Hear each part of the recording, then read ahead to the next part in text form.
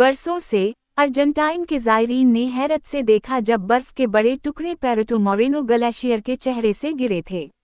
लेकिन हाल ही में बर्फ के टुकड़ों का टूटना, एक अमल जिसे कालोंग कहा जाता है, तशवीशनाक है। मकामी गाइडर्स और ग्लेशियोलॉजिस्ट पेरेटो मोरेनो ग्लेशियर बर्फ के अंदर से फटने वाली गहरी क्रीकिंग आवाज़ डरामाई गिरने का इशारा देती है।